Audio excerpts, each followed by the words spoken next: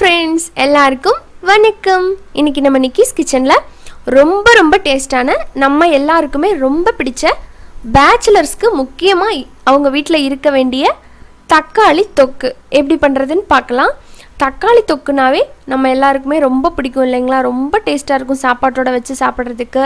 இட்லி, தோசை, சப்பாத்தி அப்படின்ட்டு பிரேக்ஃபாஸ்ட்டுக்கு, லஞ்சுக்கு, டின்னருக்கு நீங்கள் எப்போ வேணாலும் இது வீட்டில் இருந்தது அப்படின்னா டக்குன்னு எடுத்து நீங்கள் செஞ்சிடலாம். வாங்க இந்த டேஸ்டான தொக்கை நான் எப்படி பண்ணுறேன் அப்படின்னு பார்க்கலாம்.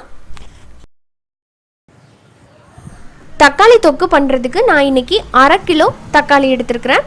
இந்த தக்காளியை ஃபஸ்ட்டு நம்ம நறுக்கிக்க போகிறோம். எந்த அளவுக்கு ஃபைனாக சாப் பண்ண முடியுமோ அந்த அளவுக்கு ஃபைனாக சாப் பண்ணி எடுத்துக்கலாம்.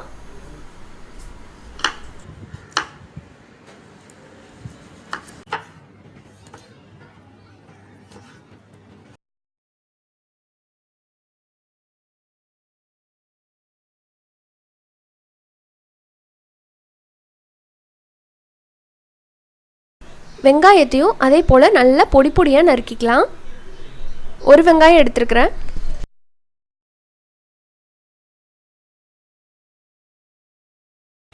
இப்போது தொக்கு பண்ணுறதுக்கு ஒரு கடாயில் 4லேருந்து 5 டேபிள் ஸ்பூன் அளவுக்கு நல்லெண்ணெய் சேர்த்துக்கலாம். நல்லெண்ணெயில் பண்ணால் தான் டேஸ்ட்டு நல்லாயிருக்கும். இப்போ எண்ணெய் சூடானதும் 1 டீஸ்பூன் கடுகு சேர்த்துக்கலாம். கடுகு வெடித்ததும் ஒரு 1/2 டீஸ்பூன் போல் உளுத்தப்பருப்பு. இந்த உளுந்து வந்து நல்ல வாசனை கொடுக்கும் இந்த தொக்குக்கு. இப்போ லைட்டாக உளுந்து செவந்ததும் கருவேப்பிலை போட்டுடலாம். கருவேப்பிலை நல்லா மொறுவலாக வர்ற அளவுக்கு இதை நல்லா வதக்கி விட்டுக்கோங்க. அதில் வந்து அந்த ஈரப்பதம் இருக்கக்கூடாது.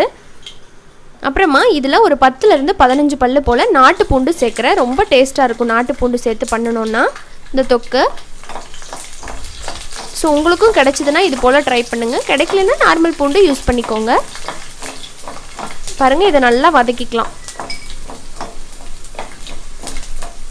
பூண்டும் நல்லா செவந்ததும் இதில் நம்ம கட் பண்ணி வச்சுருக்கிற ஒரு பெரிய வெங்காயத்தை சேர்த்துக்கலாம். இப்போ வெங்காயத்தை சேர்த்துட்டு இதையும் நல்லா வதக்கிக்கலாம். வெங்காயம் வந்து நல்லா ப்ரௌன் ஆகணுங்கிற அவசியம் கிடையாது. டிரான்ஸ்பரண்ட் ஆனால் போதும். பாருங்கள், இப்போ வெங்காயமும் நல்லா வதங்கிடுச்சு. இப்போ இதில் நம்ம கட் பண்ணி வச்சுருக்கிற 1/2 கிலோ தக்காளியை உள்ளே சேர்த்துக்கலாம். நல்லா முடிஞ்ச வரைக்கும் பொடிசாக கட் பண்ணிட்டோம் அப்படின்னா வதங்கிறதுக்கு ரொம்ப ஈஸியாக இருக்கும். அதுக்காக தான் அரைச்சி சேர்க்க வேண்டாம். அரைச்சி சேர்த்தோம்னா டேஸ்ட்டு நல்லா இருக்காது தொக்குக்கு. இந்த மாதிரி நம்ம கட் பண்ணிவிட்டு வதக்கணும் தான் ரொம்ப டேஸ்ட்டாக இருக்கும். இப்போது இந்த ஸ்டேஜில் இந்த தொக்குக்கு தேவையான அளவுக்கு உப்பு சேர்த்துடலாம். உப்பு சேர்த்துட்டு இதை நல்லா வதக்கி விட்டுடலாம். நம்ம இதில் எந்த தண்ணியும் ஆட் பண்ண போகிறதில்ல. இந்த தக்காளியில் வர தண்ணியிலேயே தான் இந்த தொக்கு வந்து ரெடி ஆக போகுது. ஸோ பார்த்து உப்பு அளவாக சேர்த்துக்கோங்க. பாருங்கள், இப்போது ஒரு 7லேருந்து 8 நிமிஷம் போல் ஆயிருக்கு. ஓரளவுக்கு தக்காளி நல்லா வதங்கிடுச்சு. ஆனால் இன்னும் எண்ணெய் பிரியல. இப்போ இந்த ஸ்டேஜில் ஒரு 1.5 டேபிள் ஸ்பூன் அளவுக்கு மிளகாய்த்தூள் சேர்த்துக்கலாம். காரத்தை பொறுத்து நீங்கள் சேர்த்துக்கோங்க. இப்போது அடுத்ததாக இதோடவே ஒரு 1/2 டீஸ்பூன் மஞ்சத்தூள், அப்புறமா ஒரு பிஞ்ச் மட்டும் பெருங்காயத்தூள் சேர்த்துக்கலாம். அதிகம் வேண்டாம், ஒரு பிஞ்ச் போதும். கூடவே ஒரு 1/2 டீஸ்பூன் வெந்தயத்தூள் சேர்த்துக்கலாம். வெந்தயத்தூள் இல்லைன்னா வெந்தயத்தை வந்து நீங்கள் எண்ணெயில் கூட போடலாம். ஆனால் அப்படி போடும்போது வாயில் கடிப்படும், உங்களுக்கு கசக்கிற மாதிரி இருக்கும். இந்த தொக்கு அப்படிங்கிறனால நீங்கள் வெந்தயத்தை வந்து லைட்டாக ட்ரை ரோஸ்ட் பண்ணிவிட்டு அதுக்கப்புறமா பொடி பண்ணி சேர்த்துக்கோங்க. ரொம்ப நல்லாயிருக்கும்.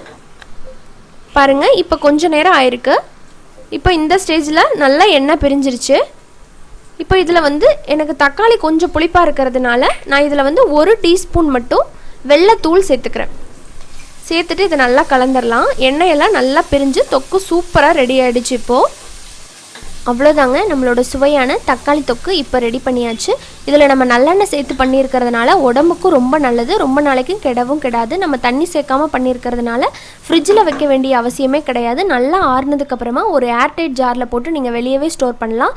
நீங்கள் வந்து பிக்னிக், டூர் அந்த மாதிரி போகிறீங்க அப்படின்னா கூட நீங்கள் இதை எடுத்துகிட்டு போகலாம். சப்பாத்தி, இட்லி, தோசையோடு வச்சு சாப்பிட்றதுக்கு ரொம்ப சூப்பராக இருக்கும்.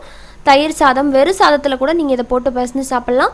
ரொம்ப சூப்பராக இருக்கும். பேச்சுலர்ஸ் எல்லாம் நீங்கள் இது மாதிரி பண்ணி வச்சுக்கிட்டீங்க அப்படின்னா ஒரு எமர்ஜென்சி அப்படின்னா நீங்கள் குழம்பு அது மாதிரி செய்ய முடியலனா கூட நீங்கள் இதை வச்சு சாப்பிட்டுக்கலாம். ரொம்ப டேஸ்ட்டாக இருக்கும். ட்ரை பண்ணி பாருங்கள். உங்களுக்கு இந்த வீடியோ பிடிச்சிருந்தது அப்படின்னா நம்ம சேனல் நிக்கிஸ் கிச்சனை சப்ஸ்கிரைப் பண்ணிக்கோங்க. இது போல் இன்ட்ரெஸ்டான வீடியோஸ் நீங்கள் தொடர்ந்து பார்க்கணும் அப்படின்னா சப்ஸ்கிரைப் பண்ணிவிட்டு கூடவே இருக்கிற பெல் சிம்பலையும் மறக்காமல் கிளிக் பண்ணிக்கோங்க. அப்போ தான் நான் எப்பப்பெல்லாம் வீடியோஸ் போடுறேனோ அப்பப்பெல்லாம் உங்கள் நோட்டிஃபிகேஷன்ஸ்க்கு வரும், நீங்கள் மிஸ் பண்ணாமல் பார்க்கலாம். இன்னொரு இன்ட்ரெஸ்டான வீடியோவோட உங்கள் எல்லாரையும் வந்து மீண்டும் சந்திக்கிறேன். அது வரைக்கும் நன்றி, வணக்கம்.